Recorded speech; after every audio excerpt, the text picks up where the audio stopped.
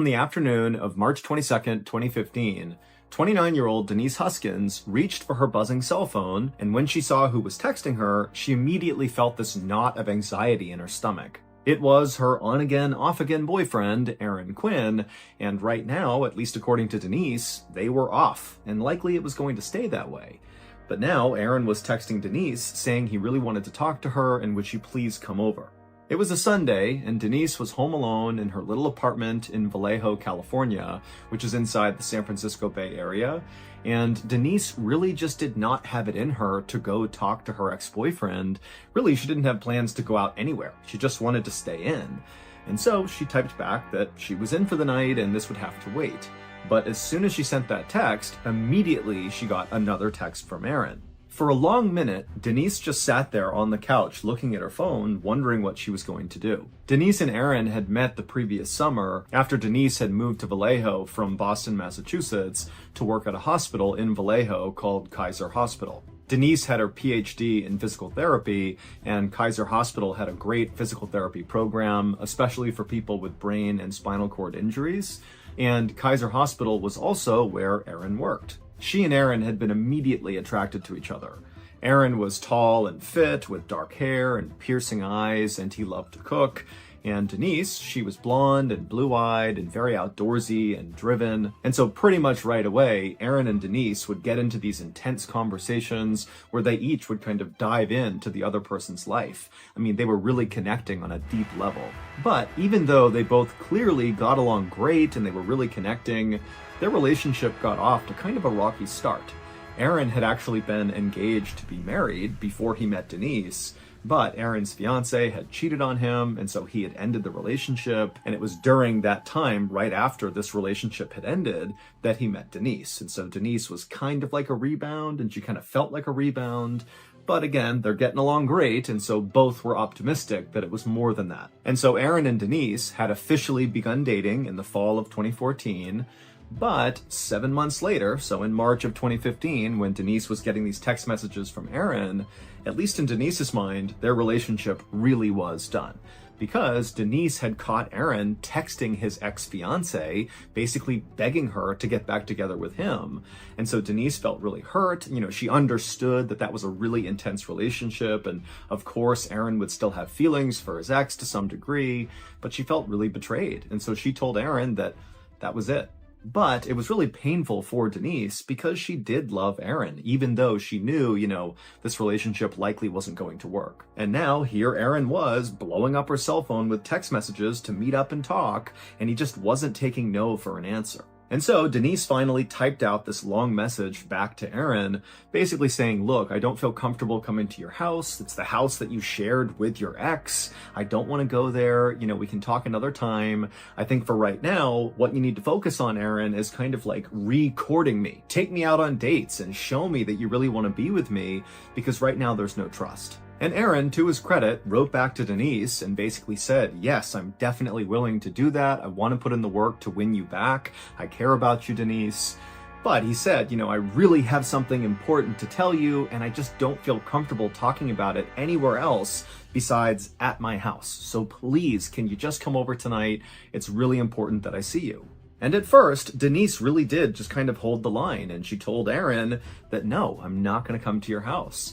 But again, Aaron, he just would not let it go, and he really seemed actually very eager to see Denise, and it made Denise feel special, and so eventually she kind of gave it up and said, you know what?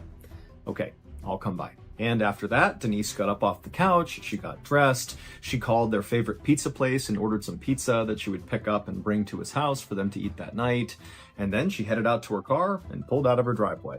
At about 5:30 p.m. that night, Denise arrived at Aaron's two-story home on Mare Island, which is actually just a little peninsula in Vallejo, California.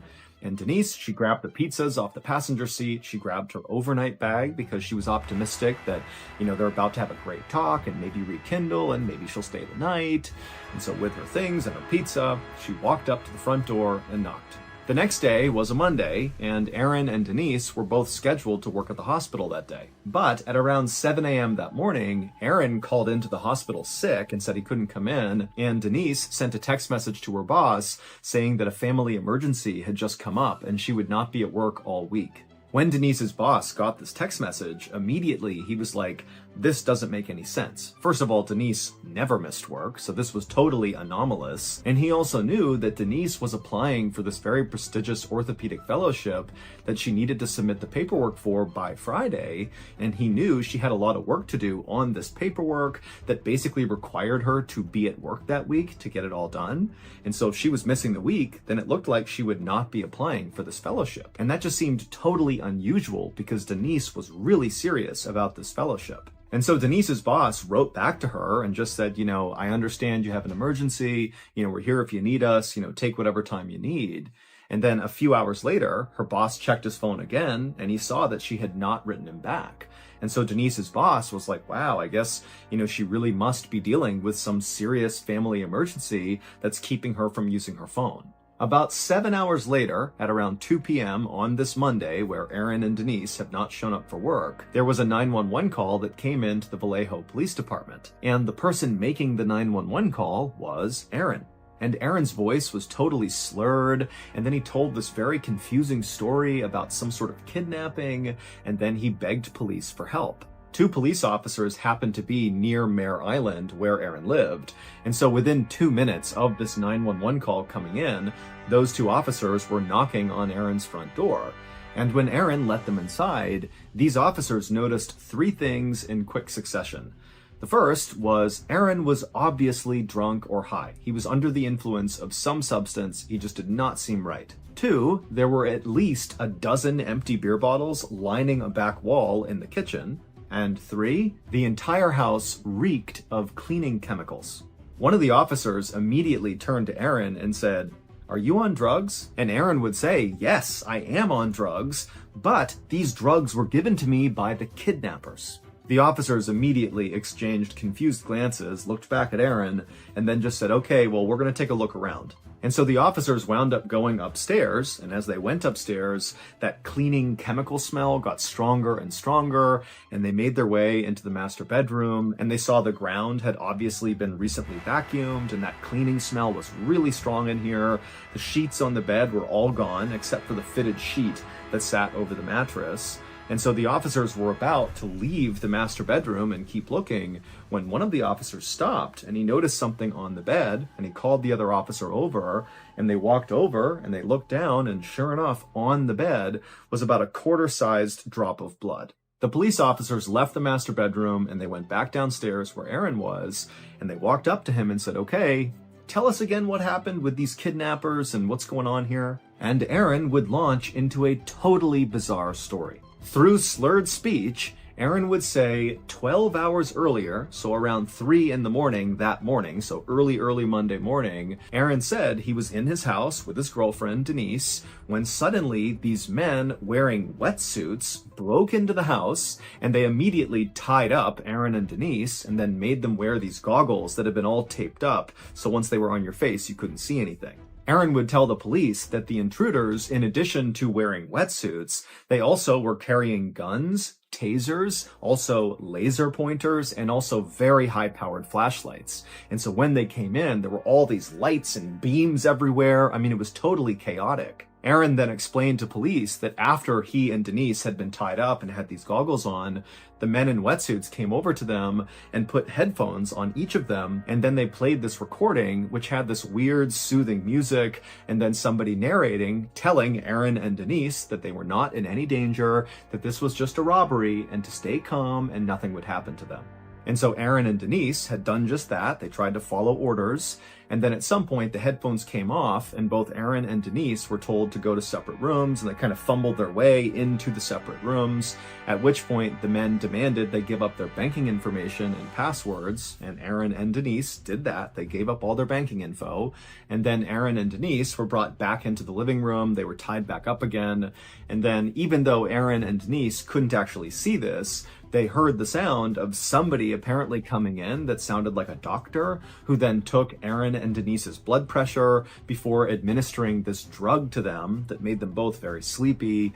And then before Aaron and Denise passed out from this drug, Denise was taken by the intruders, and the intruders told Aaron that they had rigged a camera system inside of his house to watch him so he couldn't leave to go save Denise. And so Aaron basically just stayed in the house until he fell asleep from this drug. And then when he woke up again and managed to get his restraints off, he saw that Denise really was gone. And so Denise had to be with the kidnappers. After Aaron was done telling this totally weird story, which again, you got to remember, as he's talking, he sounds totally drunk. And so they kept having to ask him to say again what he was saying. And, Aaron's just kind of loopy. And so the whole thing is just so weird. And so when Aaron was finally done telling the story, the two officers just stared at him in silence. And then the officers looked at each other, and without even saying anything, they both were thinking the same thing. Probably this guy has killed his girlfriend, Denise, and after he killed her, he must have spent time cleaning the house, which is why they smelled all the cleaning chemicals. And then maybe when he was done, he felt bad about what he had done. And so he began drinking beers to kind of cope with what he had done. And that's why all those empty bottles were there. And that's why he was acting so drunk right now. And then at some point he had worked up the courage to call 911 and pretend that he didn't know where his girlfriend was and make up this whole alibi about these weird kidnappers that came in and did this stuff. But obviously it was just a ruse. This guy killed his girlfriend. That's what happened. And so finally, one of these officers spoke to Aaron and they said, "You're going to need to come to the station with us and explain yourself."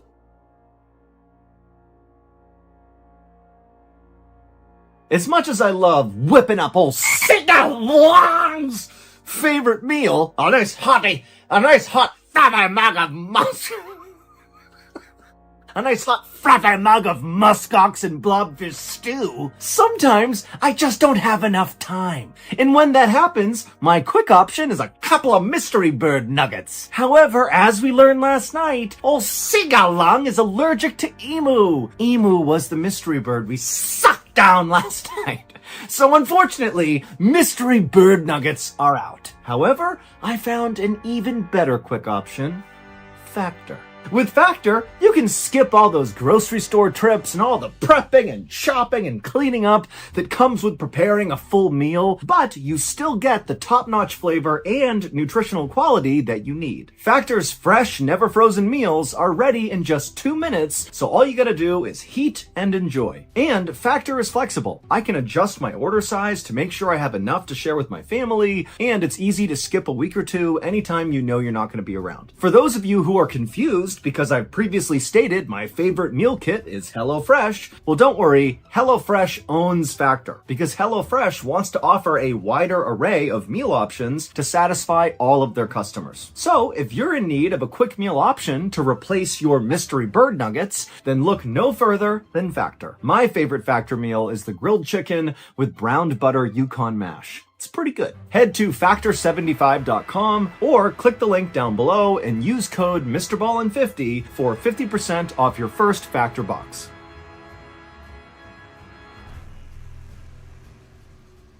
It didn't take long for the police in Vallejo to launch this massive search all over Mare Island to look for Denise. And at this point, they were kind of looking for a body because based on what was going on in Aaron's house and the story he told, it did seem like very likely she had been murdered and disposed of somewhere. And so they had dogs out and dive teams out in the water. They had hundreds of volunteers looking everywhere. And at the same time, Aaron was brought to the police station and they began going over every single detail of his story, trying to get more information about these kidnappers, because as much as they didn't believe him, they did need to officially rule out that there was no kidnapping. And so they needed all the information about these kidnappers, who they were, what they looked like, what they sounded like, everything. And at the same time, police were talking to Aaron. Police also brought in Denise's roommate, and they asked the roommate, "Do you know anything about Denise's relationship with Aaron?" And the roommate would say, those two have had a very troubled relationship. And the roommate would say that, as far as they understood, Aaron and Denise were not a couple anymore. And so police would actually go over to Aaron in the police station and they would say, "Hey, we have people saying that you and Denise, who you called your girlfriend, you guys were not dating. You had broken up. Explain yourself." And Aaron would say, "Well, actually, that's why Denise was coming over. Before all this kidnapping happened, she was coming over so we could reconcile." And we did. We had reconciled. We were back together when the kidnappers in wetsuits came inside the house. But the more police looked into Aaron's kidnapping story, the less it made sense. And it really didn't make sense to begin with. And so really, it just got weirder and weirder and weirder. Like, for one, Aaron said that he and Denise had been kind of forced to give up their banking information and their passwords, and they did that. They gave that up to the kidnappers. But when police looked into Aaron and Denise's banking records, there was no money withdrawn. The only activity on either of those accounts was on Aaron's account. 2 hours before Aaron called 911, he called his credit card holder and attempted to get them to give him a large cash advance so he could buy a boat. When police asked Aaron about the strong cleaning chemicals smell in his house, Aaron absolutely denied doing anything to clean his house. He didn't know how that happened. Also, Aaron would tell police that these kidnappers had actually wanted a ransom to be paid to them, but he said it was only for $8,500. And so police are like, why would these kidnappers take Denise and run away with her and risk very serious jail time for $8,500? It just seemed way too low for what they were doing. And then there was another weird detail that came out of interviewing Aaron at the police station. One of the police officers had noticed that Aaron's eyes were totally dilated, his pupils were huge, and for a little while, police had thought maybe that was because he was on some drug or something which can cause your pupils to dilate. But based on the weirdness of the story that Aaron was relaying to them, they actually began to suspect that Aaron was having a schizophrenic break. That is a symptom of a schizophrenic break. Schizophrenia is a very serious mental illness that often begins to appear in young adults, and Aaron was only 30 years old, so he's at the right age for this to happen. And while schizophrenia does not make people violent, it does make people very paranoid, and it also can cause hallucinations and mental disturbances. And so when police were looking at the details of Aaron's story about men in wetsuits breaking into his house and taking his blood pressure before stealing his girlfriend, but also cleaning his house at some point, that just seemed so weird and kind of crazy that it did seem to kind of line up with schizophrenia. By 9 p.m. on March 23rd, so 7 hours after Aaron had called 911 to report Denise missing, the Vallejo police decided they needed to call in the FBI because this was just so weird, and we have this missing person who could have been kidnapped, or maybe they're dead or hurt or something. I mean, there was just so much going on with this case, they needed backup. And when the FBI arrived in Vallejo, the first thing they did is they took Aaron and they gave him a lie detector test, and he failed it completely. And after finding out he had failed it completely, he immediately lawyered up. By the next day, March 24th, there were over 100 different search teams all across Mare Island and around Vallejo, California, looking for Denise. Police sonar had also picked up a body-sized mass out in the bay, but so far the divers had not been able to find it. Aaron, by this point, had gotten his lawyer and left the police station, and by now, Denise's picture was all over the news and newspapers. It was up on posters, on telephone poles all over town, and TV news channels were parked outside of Aaron's house, just waiting for him to come out or waiting for any activity. But despite all this activity, the detectives and the FBI agents that were working this case had really not made any significant progress. All they thought was, Aaron's definitely hiding something. But then something changed. A little bit after noon on March 24th, a reporter for the San Francisco Chronicle, who was camped outside of Aaron's home, got a very weird email. The email was from the kidnappers, the wetsuit-wearing, blood pressure-taking kidnappers who broke into Aaron's home and took Denise. And in this email to the reporter, it said that Denise was fine, and there actually was a recording of Denise's voice reading that day's news, which confirmed that she was alive at least as recently as that morning. But there were two very suspicious things about this email. The first one was the recording of Denise's voice, the proof of life recording. Well, she did not sound in any way stressed. She sounded utterly calm, like she was reading the news, like it was completely no big deal. Earlier today, there was a plane crash in our house. And the second thing that was very suspicious was the email address the kidnappers had used to message this reporter was an email address that belonged to Aaron. When this reporter told police about this, investigators were like, you know what, this actually doesn't make this any more clear. This makes things exponentially more confusing. Denise did appear to be alive, which was a good thing, but it now really appeared that Aaron was involved in whatever was going on here, and based on how calm Denise sounded on this recording, she could be involved in it too. And investigators' suspicions only grew when they went to Aaron and they asked him, have the kidnappers tried calling you at any point? And Aaron would say, yes, they have. And he showed them his phone. Well, the police would trace the phone calls that Aaron claimed had come into his cell phone from the kidnappers.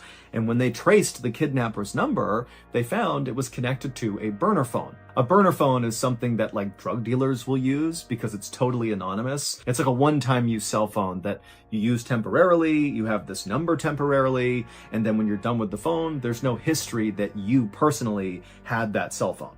But police were clever and they figured out where this burner phone was actually purchased from, and it was purchased from a nearby Target. And they looked at the security footage of around the time when this burner phone was purchased from this Target, and they saw the person who had bought it walk out of the store. And the person who had bought this burner phone was this white man who was tall and fit with dark hair, and it basically looked exactly like Aaron. And then 2 days later, on March 25th, Denise herself walked up to her mother's home in Huntington Beach, California, which is roughly 400 miles south of Vallejo, California, where she went missing. And so Denise's mother was not home when Denise showed up on her doorstep. And so Denise wound up going to the next door neighbor and using their phone to call her father. And Denise's story that she would tell her dad was even more bizarre than Aaron's story.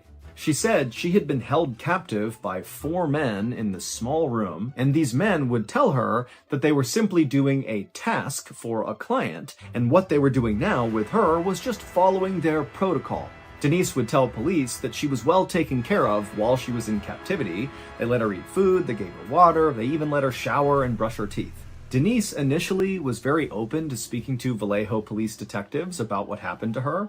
But when they said the FBI really wanted to talk to her and they would literally send a jet to her in Huntington Beach and fly her back to Vallejo, she refused. And then, like Aaron, she immediately lawyered up and stopped talking. And so by this point, all the investigators are like, there's no way these two actually got kidnapped. This whole thing is some weird, elaborate hoax, and now they know they've been caught, and so they're going quiet. And so that night that Denise was found on March 25th, the Vallejo police held a press conference and told the public that they do not believe these two were ever kidnapped. They don't really know what happened, but at this point they are not pursuing kidnappers, and the public should not be worried about rogue kidnappers in the area. But after this press conference, the police couldn't help but think to themselves, why would these two people who are successful, they come from good families, they have loads of future prospects, their lives were good. Why would they stage this hoax? What do they stand to gain? It really just didn't make any sense. For weeks, the investigation into whatever happened to Aaron and Denise continued, but there was virtually no progress. The media was still very interested in this case. It was totally salacious, and they had dubbed this case the Gone Girl case in reference to a movie about a woman who fakes her own kidnapping. As for Denise and Aaron, they stayed lawyered up, and the only message they put out to the public was that they were telling the truth. And so really, this case just didn't make sense to anybody until about 2.5 months later, on June 5th, 2015. Early that morning, a police officer in a town called Dublin, which is just south of Vallejo, California, found a piece of evidence that basically broke the Gone Girl case wide open. The evidence this police officer found was a cell phone. Not a burner phone that's totally anonymous, but a real cell phone that is registered with a phone company and therefore is registered with an individual person. And police were able to trace this cell phone back to its owner. And this discovery would lead investigators 200 miles to the northeast of Vallejo to this small remote cabin in South Lake Tahoe, California. And at this cabin, police would find a stolen car, a white Mustang. And the white Mustang actually belonged to someone who lived in Vallejo. And so, with their guns drawn and their dogs at the ready to be released, the police and the FBI, they opened up the door to this cabin, and inside was a tall, fit, and slender white man with dark hair. The cabin was a total mess, with discarded food and trash and piles of clothes everywhere, but none of that really stood out to the police. Instead, what stood out to them as they're yelling at this guy to stay where he is all around the cabin, all over the ground, kind of on top of all the trash and mess, were things like laser pointers, and high-powered flashlights, and zip ties, and goggles, like swim goggles, with tape all across the front of them blocking out your view. The police had finally found one of the kidnappers. And while this kidnapper looked exactly like Aaron, he was a tall, fit, slender white man with dark hair, it wasn't Aaron. In fact, neither Aaron nor Denise had ever met this person, and this person, this kidnapper, had never met Denise or Aaron. There was absolutely no connection between them. This kidnapper's name was Matthew Muller, and he was a 38-year-old Harvard-trained lawyer and former Marine who had totally just crashed and burned out of his law practice and then took up this life of committing all these totally bizarre crimes. It would turn out the totally weird stories that Aaron and Denise had told police about what had happened to them was all true. The only thing they got wrong was there wasn't multiple people breaking into the house in wetsuits. It was only ever one person. It was Matthew Muller, the guy behind all this. And maybe just kind of in their panic and not knowing what's going on, Aaron and Denise had kind of thought, oh, there's multiple people here. But there wasn't. It was just Matthew. Also, it would turn out Aaron and Denise were not the first people that Matthew had done this to. The reason that police officer in Dublin, California had found that cell phone, which broke the case wide open and led police to this cabin in South Lake Tahoe, was because on the night that officer found the cell phone, so June 5th, Matthew Muller had attacked another couple in the middle of the night in their home. But that couple had been able to fight Matthew Muller off, and Matthew had dropped his cell phone in their home before he fled. And so when this couple had reported this to police, that was how they got that cell phone. In terms of Muller's motivation for doing what he was doing, well, Muller was absolutely brilliant, like borderline genius, super smart guy, but he was extremely mentally unwell. He had severe psychosis, and he was also bipolar. And so basically he wasn't seeing reality for what it was. And at some point in one of his kind of psychotic fits, he had somehow came across Aaron and Denise and become absolutely obsessed with them. He began surveilling them nonstop with a drone for 3 weeks before he attacked them, learning their patterns and who they talked to and what they did. And in fact, Aaron, when he found out that was what Matthew was doing, watching him and Denise with a drone, Aaron would tell police, oh my goodness, I actually remember one night before the kidnapping looking up and seeing this glinting light in the sky, and he thought, that looks like a drone, why is it out here? But Aaron was a normal person and didn't suspect that somebody who was totally unhinged was spying on him with a drone, and so he had forgotten about it. And so after Muller had surveilled Aaron and Denise for 3 weeks using his drone, he was ready. And so in the middle of the night, he broke into Aaron's house, wearing a wetsuit. He tied up Aaron and Denise, and he put those goggles on both of them so they couldn't see anything. And then he put on those headphones on both of them that played the soothing music and also had that narration where it was telling them, hey, you're going to be fine. This is a robbery. Just stay calm and do what you're told. But after these headphones went on both of them, Matthew would sexually assault Denise. And in fact, at least one other victim of Matthew Muller has come forward since his arrest to say that she too was sexually assaulted by Matt. And so after Matt had taken Denise and left Aaron's house with her, Aaron, he did fall asleep from the drug he was given from Matthew. And then when he woke up the next morning, he managed to get out of his restraints. And, he's still affected by the drug that was in his system. And he sees that Denise is gone. And so the first thing he does is, oh my God, I need to find a way to pay the ransom to this kidnapper. Because again, the kidnapper, Matthew, had said around Aaron that he wanted $8,500.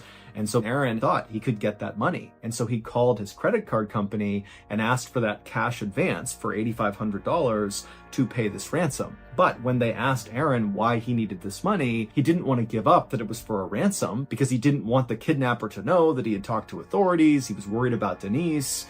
And so kind of in a panic, Aaron just told the credit card company that he was buying a boat, but really it was for the ransom.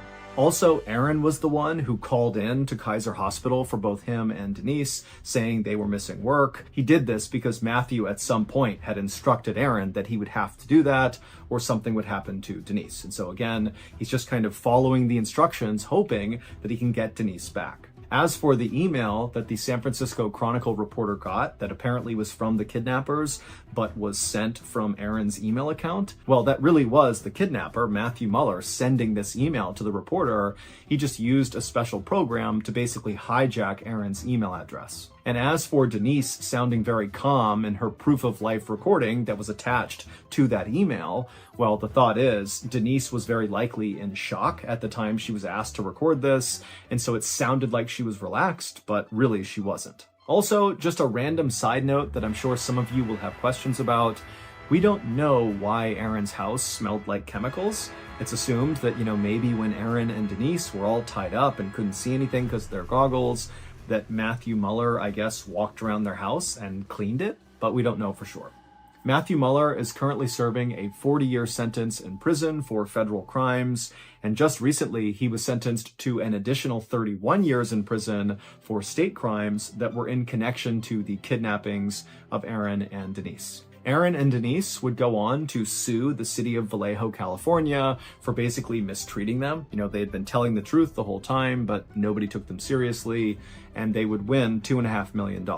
Aaron and Denise would go on to get married, they would have a baby, and they would write a book together about their experience, which is called Victim F, From Crime Victims to Suspects to Survivors. Of December 21st, 1980, a woman in her 40s walked into a jail cell in Los Angeles, California. Now, in this jail cell already was another inmate. Her name was Etta Louise Smith. She was 32 years old, and at the time, she was laying on one of the benches inside of this cell. Etta had actually been in jail for 4 days leading up to this moment. The police were sure Etta had something to do with the savage murder of a nurse in the area, but they really didn't understand what role she had played. In fact, virtually everything about Etta was very confusing to police. And Etta herself was not really doing herself any favors because she wasn't really explaining how she had the information that she had. Now, Etta had already gone through a 10-hour-long interrogation, which led police nowhere. She had undergone a polygraph test, which didn't lead to any new answers. And she had also undergone a thorough strip search. She had been kept without food for 24 hours at one point. She had been left in this cold jail cell without shoes for 4 days. But she just wouldn't crack. She would not confess to playing a role in this murder. And so this was why police on this day had decided to go another route to get information out of Etta. That woman in her 40s who had just walked into Etta's jail cell was pretending to be an inmate, but in reality, she was an undercover cop. And her job was to go into this jail cell, befriend Etta, win her trust, and see if maybe then Etta would begin revealing information about what she had done. And so after this undercover cop walked into the jail cell, the jailer shut the door behind them, closing in the undercover cop and Etta. And at this point, Etta was woken up by the noise and she sat up on her bench and she looked over at the undercover cop.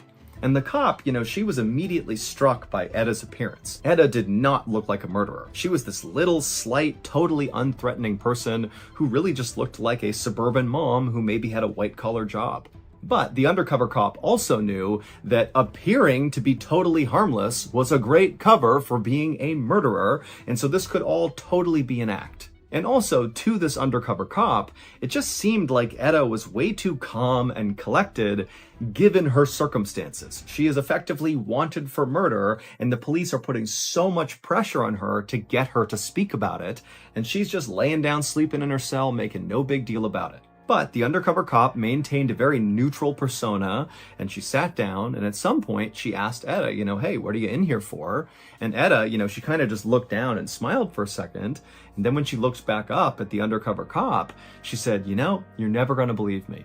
The undercover cop at this said, oh, come on, how bad could it be? Tell me what's going on here. Why are you in here? And it was at this point that Etta would say something that nearly caused the cop to break character. Because Etta, she would say, well, I'm pretty sure this is going to be a movie. Now, the undercover police officer tried to be as neutral as possible as she's hearing this, but in her mind, she's like, okay, well, I clearly just discovered Etta's motive for being involved in this murder. Etta wants to be famous. She wants this made into a movie where she's the star. At the same time this conversation was happening, in an office within the jailhouse, a police captain was listening in on the conversation between Etta and this undercover cop. And when he listened to Etta talk about wanting to turn her story into a movie, he just shook his head in disgust because Etta had just brought police to the location of the body of 31-year-old Melanie Uribe, a local nurse who was robbed and savagely beaten to death and then dumped in a canyon behind a bush. And now here Etta was talking about how she could get publicity around this terrible, horrible crime. It just did not sit right with the captain. And so as the captain was sitting there kind of watching this conversation transpire between the undercover cop and Etta, the captain was beginning to form a theory of what actually happened to Melanie Uribe and how Etta played a role in her murder. His theory went like this. 6 days earlier, the victim, Melanie Uribe, had left for her shift at the hospital in Burbank, California, which is a suburb of Los Angeles, but she had never arrived for her shift. And so when her colleagues had noticed her absence, eventually the police were called and a search was launched to find her. But after 48 hours, the police had not found Melanie and there were no signs as to what happened to her. She had just vanished. And it was at that point, 2 days after Melanie had gone missing, that Etta just showed up at the police station and said she knew where Melanie was. And so the detective who was talking to Etta at the time when she came in and said this, he brought out a map and he said, okay, point to where she is. And Etta had immediately pointed to this area on the map called Lopez Canyon, which was about 25 miles away from Los Angeles. And she would tell the detective that, yeah, Melanie is somewhere right in there. When the detective asked Etta, how do you know this? Etta would say she just knew. And then when the detective followed up and said, Etta, this is pretty incriminating that you're telling me you know where someone's body is. What's motivating you to come and say this to me? And Etta would say that her conscience was weighing on her terribly and she just had to go to police. Now, the detective who talked to Etta when she first came into the police station really didn't know what to make of Etta because she looked so unthreatening, and what she was saying, she was saying with a lot of confidence, and it seemed like she was really eager to help the investigation versus just clearing her conscience, which is kind of what she said she was doing. And when the detective looked into who Etta was, he discovered that she had a great job. She worked at an aerospace company in Burbank, California, and she even had governmental clearance. And so this woman clearly has been vetted by the government and by high-level companies, and she's passed the tests. But at the same time, the detective knew there was no good reason for why Etta would have this information, the location of a dead body. I mean, either she's just wrong and there is no body there, or if the body's there, the most likely scenario is that Etta was involved in killing this person or disposing of their body, or maybe both. So the detective said to Etta, hey, come back tomorrow and we'll take a police helicopter, we'll fly out over that canyon, and we'll see if we can find Melanie's body together. And so Etta said, okay, sounds good. She turned and she left. But then just an hour later, Etta came back into the police station with her 2 young kids in the car, and she would tell that detective that she actually just drove out with her kids to that canyon and had found Melanie's body. In fact, she told the detective that her 7-year-old child, who was in the car right now, had been the one to actually find Melanie's body. The detective could not believe this woman, 1, had gone out by herself to do this, but 2, had brought along her kids as well? Like, what's going on with this person? But regardless of how weird this was, the detective immediately rounded up some backup, and with Etta's help, they went out to a particular spot in this canyon, and sure enough, when they got out there, right in the spot where Etta said it would be, was Melanie's badly beaten body. And so it was at this point that the police captain had grabbed Etta and said, you're under arrest. I'm putting you in a cell because there's no way you could have known about this unless you were somehow involved. The captain thought by putting Etta in jail for a couple of days, she'd get scared and start talking. But 4 days had gone by and Etta had not cracked. She had not given up anything beyond telling the undercover police officer that she thought her story that was kind of still developing would likely be turned into a movie. And so the captain really didn't know what to do because at this point, Etta had not actually committed a crime. It was not a crime to find a dead person's body and report it to the police. And there was no evidence that actually tied Etta to the murder. All the police had was the fact that Etta came to them and told them that she knew where the body was, and then they actually found the body. But that's all they had. But the police captain would catch a break on that 4th day because he would receive a phone call that would totally change everything about this case. It would turn out on December 17th, 1983, so the same day that Etta would go into the police station to report that she knew where Melanie Uribe's body was, well, on that day, Etta was at work listening to the radio and filing some paperwork. And as Etta listened to the radio, the local newscaster was talking about Melanie Uribe and how she was missing. And the newscaster talked about how police had found her truck and it was parked on this dead-end street, and that police were searching nearby residences to see if maybe they knew what happened to Melanie. But as of right now, there really was no new leads. They did not know where Melanie was. And it was right around this point that Etta's listening to the news about Melanie that Etta heard a voice in the room she was in. And the voice said very clearly to Etta, "She's not in one of those houses." And Etta, immediately when she heard it, she turned around wondering who the heck was in here, who's talking to her, but there was nobody else in the room. And then it was like immediately there were these flashes of images in Etta's brain that she had no idea what they meant, but it was a succession of a dirt road and then a bush and then something white, a nurse's shoe. And Etta very clearly saw these 3 images. And it was right then that Etta thought, oh my God, I know where Melanie Uribe is. And so she sat there wondering what to do, and then finally thought, I have to go to police, as crazy as this sounds. And so she hopped in the car and she drove to the police station and she said, I don't know how, but I do know Melanie Uribe is right there in that canyon. But when the police had said, come back tomorrow and we'll go out and look for her, Etta just couldn't wait, and so she had gone with her kids, driven out to the canyon that she had seen in her mind, and sure enough, when she got out there, she found the dirt road that she had seen, then she found the bush that she had seen, and then with the help of her kids, they found the white nurse's shoe, and it was right near Melanie's body. Which meant that voice that Etta heard and the vision she had all been real. The phone call that the police captain received on the 4th day that Etta was sitting in jail and talking to the undercover cop, the phone call that changed the whole case, well, the phone call was from another police officer saying they had just arrested 3 men who were caught bragging about beating and killing Melanie Uribe, and they had confessed and they were now being held in jail. And so clearly, Etta did not commit this murder, and so even though it made no sense that she just knew where this body was, the police had to release Etta the same day, so she was released, and then ultimately the 3 men who confessed to killing Melanie Uribe, they would be found guilty, and they would each be sentenced to life in prison. 6 years later, Etta would sue the police department, and she would win the lawsuit because the jury on that case absolutely believed that Etta really did have a psychic vision that led to the discovery of Melanie's body.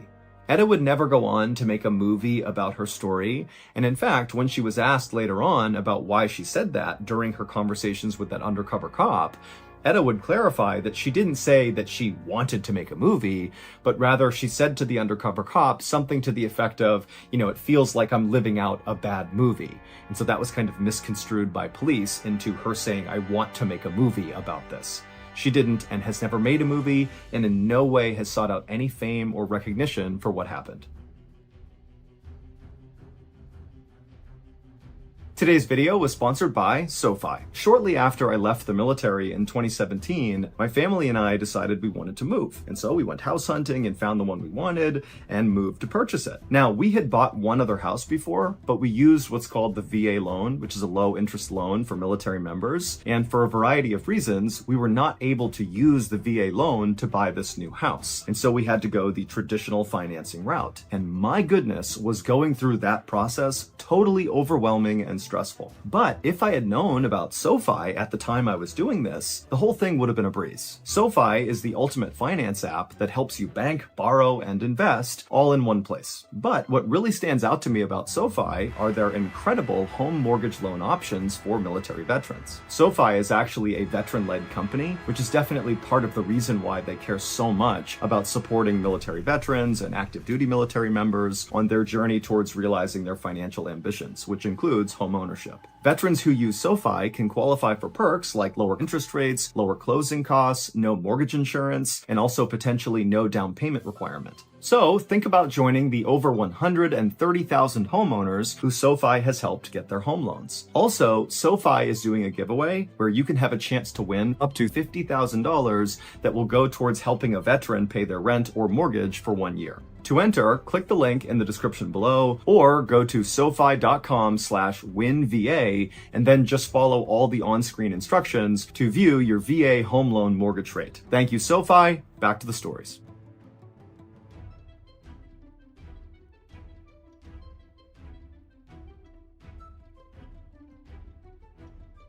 On the night of November 7th, 1860, a 51-year-old American politician walked inside of his modest two-story home in Springfield, Illinois.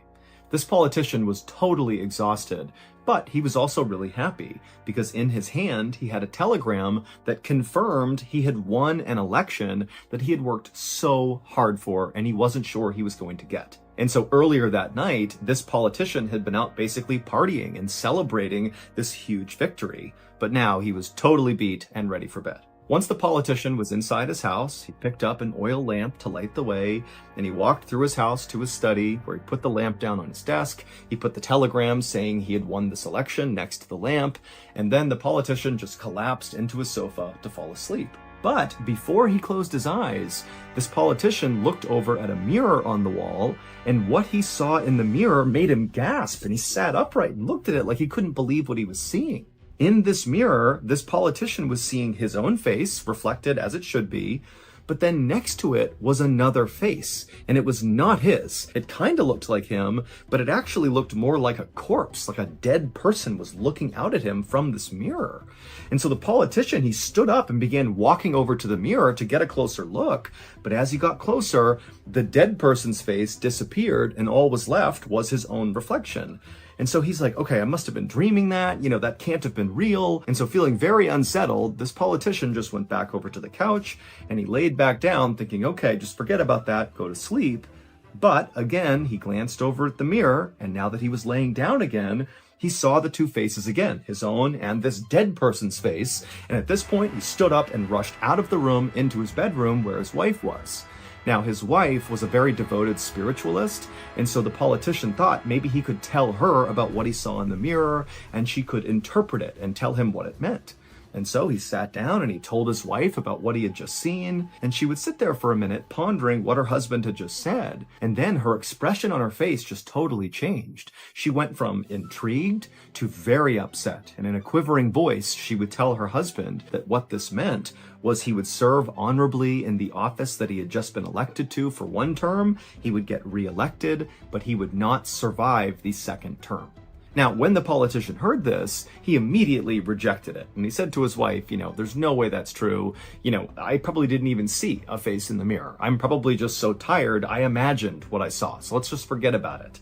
But his wife was not consoled, and she fell into his arms sobbing as if he had just been diagnosed with some fatal illness. And over the next several days and weeks and months, this politician's wife continued to be so upset about this potential death omen that the politician had apparently had, even though, again, the politician is constantly telling his wife, come on, there's no way that's actually going to happen. And sure enough, over time, the politician's wife did sort of stop being so scared all the time that her husband was going to die, and the politician himself, he just kind of forgot about what he had seen in the mirror that night. And so he would go on to serve his first term in this elected office. He would be reelected for a second term. And then during his second term, on April 14th, 1865, this politician and his wife were out at a play in Washington, D.C., and during the last act of the play, a man named John Wilkes Booth famously snuck up behind Abraham Lincoln, who was this elected politician. He was the president of the United States in his second term. And John Wilkes Booth shot Abraham Lincoln in the back of the head, killing him. And so Abraham Lincoln would indeed not survive his second term, just like the mirror death omen had predicted.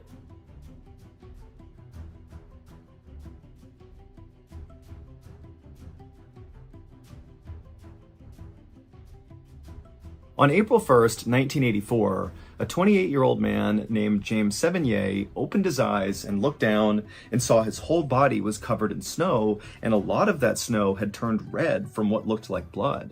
James tried to take a breath in, but as soon as he did, his chest exploded in pain. Then James began moving his tongue around in his mouth, and he realized there was this weird substance in his mouth, and there were all these sharp objects in his mouth. And so when he spit, he realized what it was. It was blood and shattered teeth. James began to panic and tried to lift up one of his arms, but it wouldn't move. And then when he tried to move his other arm, it did move, but that little movement hurt so bad he began crying in pain. So James is dealing with this blinding full body pain that he has no idea what it came from. He's looking around and he can barely understand where he is or what happened. But then James looked up kind of right behind him and he saw this enormous snow-covered mountain. Now, James had no idea what mountain this was, but in his head, he thought, I must have attempted to climb that mountain. James was a self-described climbing bum, which really just meant he lived out of his car most of the time and traveled all around the world, seeking out the most dangerous mountains in the world for him to climb. And so as James was racking his brain, trying to remember what happened, suddenly it all just came flooding back. He remembered he was here in the Canadian Rockies with his best friend, Richard Whitmore, and the two of them had attempted to climb this particular mountain. It was an 11,000 foot tall mountain called Mount Deltaform. And James remembered that as they were making their way up this mountain, they were hit by an avalanche. Now, James didn't really remember what happened once the avalanche hit them, but it would turn out he had fallen, along with his friend Richard, about 140 stories as this avalanche carried them down the mountain. For reference, that's taller than the Empire State Building, so this is a massive fall. And so as James is remembering that avalanche, he began looking around frantically for his friend Richard, hoping that maybe he was okay and nearby, and they could work together to get out of this situation. And sure enough, at some point, James looked over and he saw there was a crumpled figure kind of lying in the snow that obviously was another person. And so James instinctively tried to sit up to go over to his friend, but as soon as he attempted to do that, he felt the blinding pain in his body. I mean, he is totally wrecked here, and he couldn't stand up. But James really wanted to go see his friend, so he kind of rolled over, and through the pain, using his one good arm, he crawled his way over to Richard. And for a second, he thought maybe his friend was alive, that he too had survived this epic fall. But as he looked down at Richard, he could see his chest was not moving and his neck was twisted really badly, and so was his back. And so James knew his friend Richard was dead. And so James just collapsed into the snow, feeling unbelievable anguish and sadness and fear. I mean, this is the only other person out here. They are nowhere near civilization, and it's going to be at least 4 days before anybody even notices that they aren't back yet, because that was when James and Richard were supposed to be home. And now James is thinking, like, I can't even stand up. I can barely breathe. I'm so badly hurt. What am I going to do? And pretty quickly, James adopted the mindset of, unfortunately, you're going to die here. And this was something James had always thought would happen to him eventually, that a mountain would end up killing him. And here he was realizing that, yep, that's exactly what's about to happen. I'm going to die out here. And so James just kind of lay there, resigned to his fate, literally waiting to die. And after about 20 minutes, when his body began to go numb and he was starting to enter into hypothermia, James heard a voice from behind him. It was this woman who walked right up to him, and she said, "You can't give up. You have to try."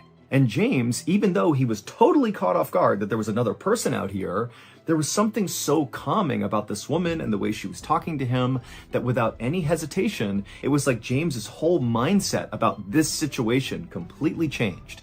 Suddenly, he was not ready to give up and die. But now, because of this woman, he was going to fight to survive. And so, after kind of moving around and looking back towards this woman, she would say to him, "Put your coat on."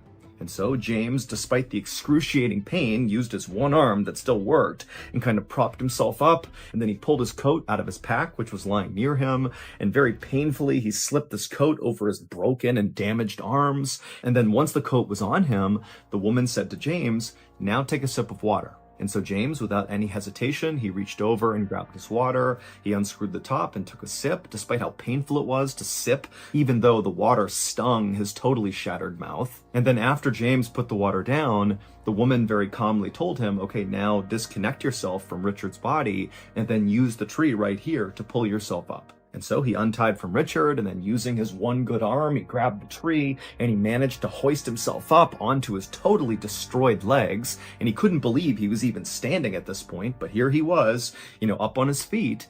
And then the woman said, "Okay, it's time to move." And so James began walking away from the mountain, and this woman just followed along behind him. And for a long time, he trudged through this knee-high snow, barely able to take a step without this blinding pain coursing through his body. But every time he began to stumble or slow down or seemed like he was going to give up, the woman would very calmly urge him to keep going, keep moving. And finally, after about 4 hours of this horribly painful trek James was on, he came upon the camp that he and his friend Richard had built before coming over to this mountain to begin this climb. And so James quickly began moving towards his tent that was still pitched, that he knew inside had a warm sleeping bag and some water and food. And so as he made his way towards the tent, he stopped himself and he turned around to talk to his guide, to thank her for pushing him onward. But when he turned, there was no one there. And when he looked at the ground, there was only one set of bloody footprints that were his, leading all the way back to where he had fallen.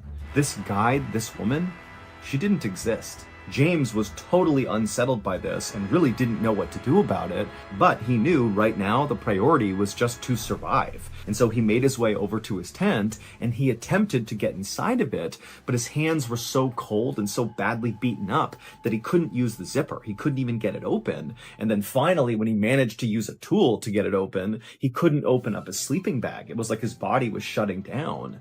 And so we thought, okay, I'll make a fire and that will be enough to keep me warm. But again, it's like his body was failing him and he couldn't do it. He couldn't start the fire. And so right as James is realizing that, despite making it to this campsite, he may not be able to survive because he can't use the campsite, he began to hear voices. Right away, James is worried that the voices he's hearing don't really exist, like this woman he had seen.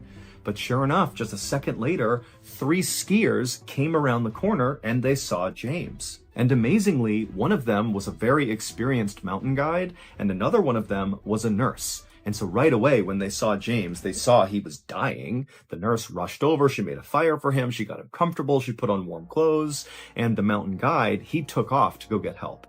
And sure enough, a couple hours later, a helicopter arrived and they airlifted James out, and he would make a full recovery. However, it would take James years before he finally opened up about this mysterious vanishing woman who literally saved his life. Without her talking to him and urging him to go, he would have laid there next to his friend and died. But James, he was afraid to bring up that he had seen this woman in fear that people would think he was crazy. But when he finally brought it up, he would quickly learn that he was far from the first person to experience this phenomenon of having this invisible person help you. In fact, this phenomenon is common enough that it has its own name. It's called the third man effect. The third man refers to this mysterious vanishing person that steps in and helps people survive who have just undergone some horribly traumatic event. An example of somebody else who has experienced the third man effect was the very last person to escape the Second World Trade Center tower on September 11th, 2001 in New York City during the terrorist attacks. He was able to get out right before it collapsed because a mysterious vanishing voice told him exactly which direction to go until he escaped.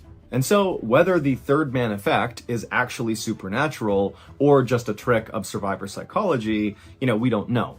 James, who is both an atheist and a scientist, says he does not believe that this woman who saved him was an angel or connected to religion in any way. Instead, he just said, it was a presence that I needed at the time that saved my life, but that is the extent of my understanding.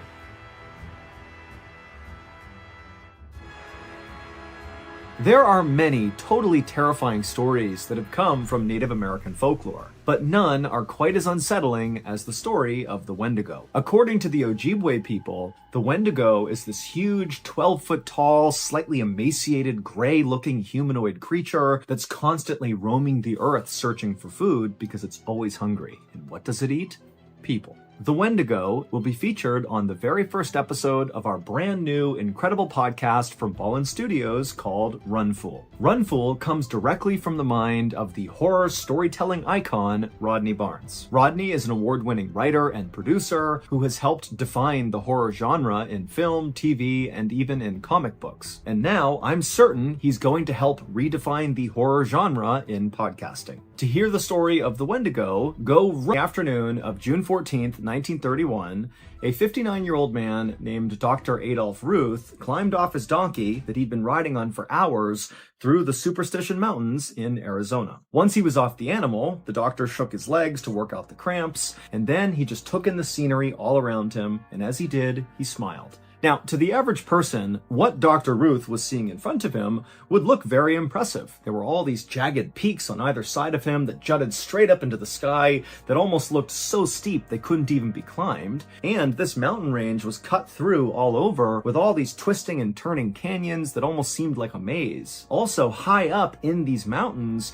were all these caves where people used to live, but now they were abandoned. In fact, today, if you were to travel through the Superstition Mountains, you could go days without seeing another person. And that was true back in 1931 when Dr. Ruth was there. But Dr. Ruth knew that where he was standing right now, between two towering rock walls, was not just a regular desert canyon. This particular stretch of desert was about to make Dr. Ruth a very rich man. He was going to be the very first person to actually find the Lost Dutchman gold mine. The same Lost Dutchman gold mine that had claimed the lives of hundreds of other treasure seekers who had come into the Superstition Mountains and not come out again. But Dr. Ruth knew he had a special advantage that nobody else who had come out here looking had had. He had a treasure map that was going to show him where this treasure was, and he knew it was right nearby.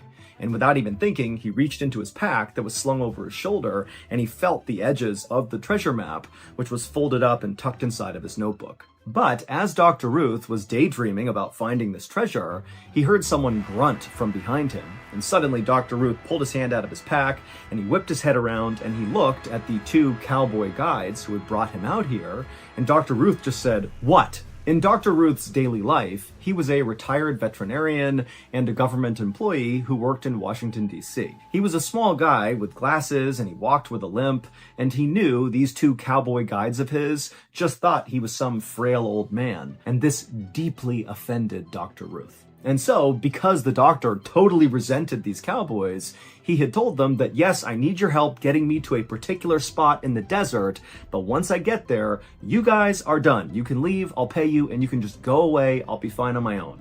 And as it happened, they had reached this particular spot, and now Dr. Ruth is looking at these guys like, all right, let's go, get out of here, you don't need to be here anymore. But the cowboys, now that they were at this spot where they're supposed to go back home, they kind of hesitated before they left, because they looked at Dr. Ruth and they did think he was kind of a frail old man, and they knew all about how all these people had died going into this canyon to look for this treasure. And so the cowboy who had kind of cleared his throat and made a noise to get Dr. Ruth to turn around, he chimed in and said, "You know, doctor, I don't know if this is a good idea for you to go in there on your own." And Dr. Ruth, again, is super offended, and he just says to the cowboy, "I'm fine, just go. I'm gonna set up camp, I'm good, get out of here." And then Dr. Ruth pulled out his wallet, he handed some money to the cowboys took the money, they looked at each other and just kind of shrugged, and then the cowboys turned around and began galloping away. And as they did, Dr. Ruth was standing there feeling kind of proud of himself for getting rid of these guys. But as they kind of faded into the distance, Dr. Ruth turned back around and he looked out at the landscape. And suddenly, now that he was actually all alone, a lot of his bravery was now gone. Now he was feeling maybe a little apprehensive. But Dr. Ruth reminded himself that he knew what he was doing. He was not a frail old man, despite the way he looked. He could handle himself, and he certainly knew this area well. He had a map, he'd be in and out, he would get that treasure, and then he'd be rich and famous. And so, with that in mind, Dr. Ruth grabbed his things off the ground, he hopped back on his donkey, and he began slowly marching his way deeper into the canyon. A little while later, as the sun was starting to set, Dr. Ruth decided it was time to stop, and so he stopped his donkey, he hopped off, he found a clearing by the side of the trail, and he began setting up his campsite. And then finally, once the canvas tent was all set up and his campsite was good to go, Dr. Ruth started a small fire, and then he rolled a small boulder in front of the fire and he sat down on it, and then he reached into his pack and he pulled out that notebook, and from inside the notebook he pulled out the old fragile treasure map. Dr. Ruth's son had acquired this treasure map from a man in Mexico, and this man in Mexico apparently got it from a family that used to do mining in the Superstition Mountains, and they had drawn out this map before apparently they were all massacred inside of the superstitions, but somehow or another, their map they had drawn about where they thought this treasure was had survived. And so Dr. Ruth's son had gotten this map and given it to Dr. Ruth. And so Dr. Ruth held the map up and he stared at it for a second. And as he did, he couldn't help but be drawn to this huge rock formation way off in the distance. So not on the map, but actually in real life, basically far down the canyon, there was just this massive rock formation. And for a second, Dr. Ruth was looking at it, thinking it kind of looked like a huge oversized gravestone. And in a way, it kind of freaked him out. But he looked back at the map and he realized there actually was a drawing on this map that clearly represented this big rock formation.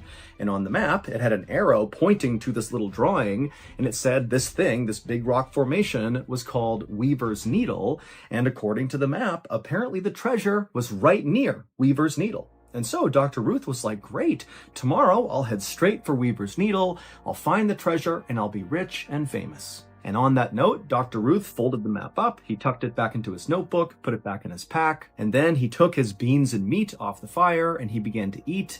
And as he did, he whistled periodically to fill the silence that was filling the entire canyon.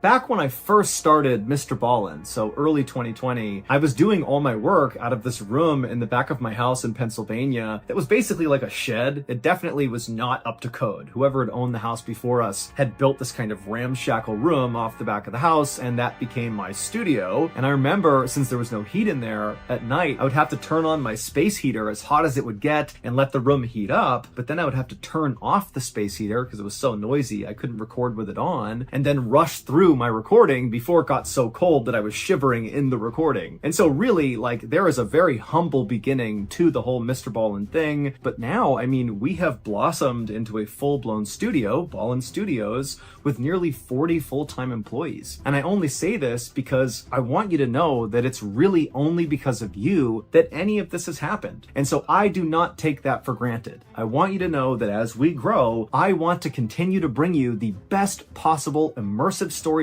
I possibly can. And that brings me to why I'm here today. Well, we have been very lucky to secure a partnership with a masterful storyteller named Rodney Barnes. Rodney Barnes is an award-winning writer, director, producer, comic book creator, and he's made all these genre-defining horror stories about vampires and demons and the occult. And now Rodney Barnes and Ballen Studios are partnering up to make a brand new show hosted by the iconic Rodney Barnes. The show is called Run Fool, and the trailer has already been released. So please, right now, go to wherever you get your podcasts and look up Run Fool and listen to the trailer and get ready for us to drop the first couple of episodes. And those first 2 episodes of Run Fool will drop on Tuesday, November 14th, and then every Tuesday there on out, you will get a brand new Run Fool episode. Thank you all so much, and I can't wait for you to experience the masterful storytelling of the one and only Rodney Barnes. Again, his new show is called Run Fool.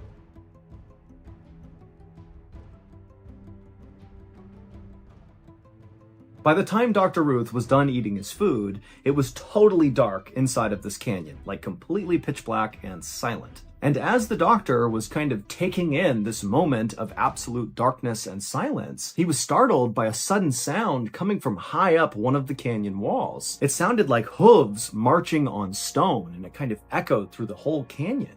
And for a second, Dr. Ruth felt relieved, even though he had been adamant, especially to the 2 cowboy guides, that he wanted to go into this canyon by himself. Now that he was here by himself, and it's so dark and quiet and kind of spooky, he was glad to hear hooves because it meant that must be a person riding a horse, and so I'm not alone anymore. But when Dr. Ruth called out and said, "Who's there?" there was no response. And there were no more hoof sounds. It just went totally quiet again. And then, from all over the canyon, all Dr. Ruth heard was the yipping and howling of coyotes everywhere. By this point, Dr. Ruth couldn't help it. He felt terrified, and suddenly all he was thinking about were all the stories he had heard about unseen predators lurking in the shadows, stalking people who come into this canyon. And so Dr. Ruth decided, you know what? I'm just going to bed. And so he extinguished his fire, he packed up his things, and he went inside of his tent, and he laid down inside of his bedroll. And even though he knew he really wasn't actually safer in here, all he had was, canvas tent material protecting him from the outside world, but mentally, being inside the tent, he just felt safer. And so Dr. Ruth would lay in his tent in the total darkness, kind of on edge for a while, wide awake, listening intently for more hoofbeats or something out there. But there were no more sounds. The night remained silent and dark. And eventually, Dr. Ruth fell asleep. But in the middle of the night, Dr. Ruth suddenly woke up, and it was totally dark and silent, and he sat up and he looked out of his tent. The flap was open, and at first, he couldn't see anything. It just seemed like darkness out there.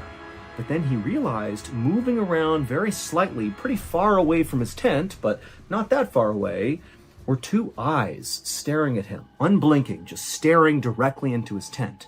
And Dr. Ruth, his heart started to race, and he's realizing that an animal, a person, something is right there. And so Dr. Ruth, he was about to yell out when suddenly the eyes blinked and vanished. Dr. Ruth fumbled for his gun, and he drew it, and he aimed it out of the tent, and he yelled, "I'll shoot if you come back, I'll shoot!" But there was nothing. Dr. Ruth would stay awake for at least a couple more hours, just anxiously staring out of his tent, wondering if this thing, this person, whatever it was nearby, but he never saw the eyes again, and there were no more sounds outside. And so eventually, Dr. Ruth did lay back down inside of his bedroll, and he went to sleep. When he woke up in the morning, Dr. Ruth immediately went outside and began walking out in the direction where he saw those eyes to see if he could find some tracks on the ground. In his head, he was hoping he would find a bunch of coyote tracks, and that would explain, what these eyes were. Even though in the back of his head, he's thinking that didn't look like a coyote. And so as Dr. Ruth began walking in that direction, he did begin to see loads of coyote tracks all over the place. And so he's thinking, there it is. It was a coyote. My brain's just playing tricks on me. But he got maybe 15 or 20 feet away from his tent, and he noticed there was another set of tracks that were not coyote tracks. They were human tracks, or what appeared to be human tracks, like barefoot feet tracks, except the size of them were really small, like a child's foot. Now, Dr. Ruth was a really small guy and wore a men's size 6, so he had very small feet. And for a second, Dr. Ruth thought, maybe these are my footprints. But he was like, I wasn't over here, and I wasn't walking around barefoot. So whose tracks were these? And then, making it worse, Dr. Ruth noticed these little prints, these little human-looking prints. They walked all the way over to the side of his tent, and they appeared to circle his tent over and over again. But then the prints didn't wander off and disappear. It's almost like the prints just continued in a circle, and then whatever this was making the prints just stopped where it was and vanished. At this point, Dr. Ruth was terrified, and he decided, let's just go towards Weaver's Needle, let's find this treasure and get out of here. And so he rushed back to his tent, he gathered up his things, he hopped back on his donkey, and he began heading towards Weaver's Needle, the thing that looked like a big gravestone. After riding for a couple of hours, Dr. Ruth was close enough to this huge formation that he was actually inside of the shadow cast by this Weaver's Needle. And when Dr. Ruth consulted his map, he saw that where the treasure was supposedly located was actually within the shadow of Weaver's Needle. And so he knew he was close.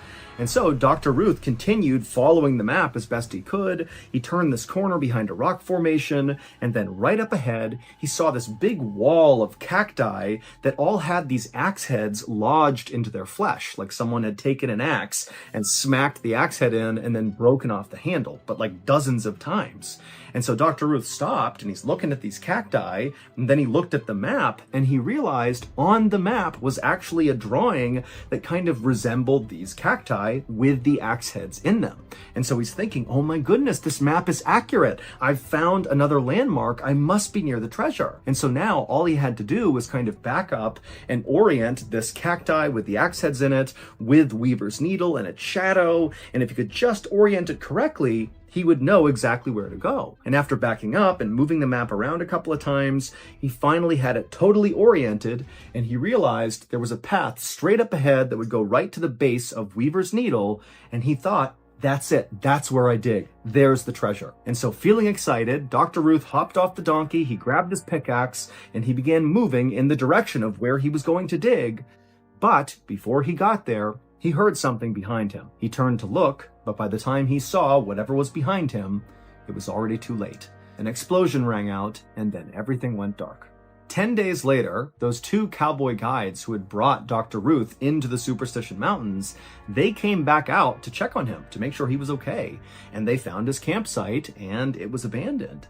And they searched the entire area all the way down to Weaver's Needle and back, and there was no trace of Dr. Ruth. Over the next 45 days, a much larger search party was launched in this area to try to find Dr. Ruth, but at the end of those 45 days, there still was no sign of Dr. Ruth, and so the search was called off, and it was assumed that Dr. Ruth was dead. 3.5 months after that big search ended, so in December of 1931, another set of explorers were in the Superstition Mountains near Weaver's Needle, the big gravestone-looking rock formation, and they would discover a human skull on the ground.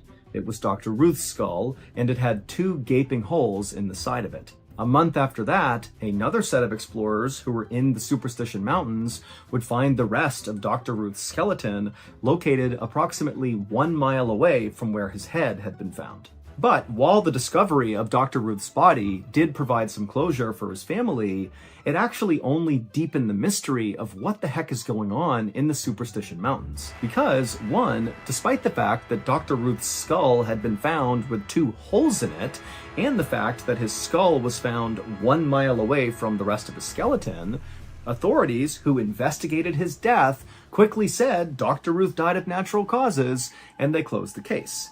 And the second weird thing that only deepened the mystery was when they were searching Dr. Ruth's campsite, they would find his checkbook. And inside of his checkbook, there was all this writing that was clearly from Dr. Ruth, writing his checks. And then towards the back of this book, there was a relatively fresh-looking message, and the handwriting looked totally different than Dr. Ruth's handwriting, that just said, Veni, Vidi, Vici, which in Latin means I came, I saw, I conquered. Now, we don't know who wrote this message, but the running theory is whoever very likely killed Dr. Ruth wrote this note inside of his checkbook, but we don't know why they wrote this note. Now, eventually, people began to think that because of this note that was in his checkbook, that suggests that maybe Dr. Ruth really was on the precipice of actually finally finding this treasure, and maybe the stories were right about the Superstition Mountains, that something lurks in the canyon protecting this treasure, and when it saw Dr. Ruth was about to take the treasure, this thing killed Dr. Ruth to stop him, i.e. they came, saw, and conquered Dr. Ruth. Also, adding to the strangeness of this entire story, in 1945, so 13 years after Dr. Ruth's skeleton was discovered, an adventurer named Barry Storm published a book about his journey to try to figure out what actually happened to Dr. Ruth. And he would say in this book that when he went into the Superstition Mountains, somebody started firing a gun at him from off in the distance, and after taking cover and looking, he couldn't see anybody. And then when he began taking steps farther into the canyon to continue to explore, the shots rang out again. And so Barry Storm ultimately fled the Superstition Mountains, and he would tell people that whoever was out there shooting at him, it seemed like they were shooting warning shots at him. Like, if you come any closer, I'll kill you. To this day, no one has ever actually found any hidden treasure in the Superstition Mountains, but about 9,000 people will go out there looking for the treasure every year.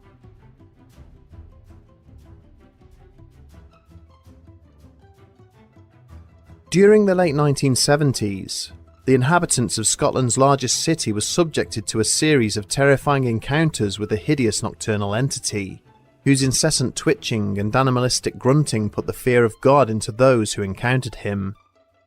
This week, we take a look at the Gurning Man of Glasgow.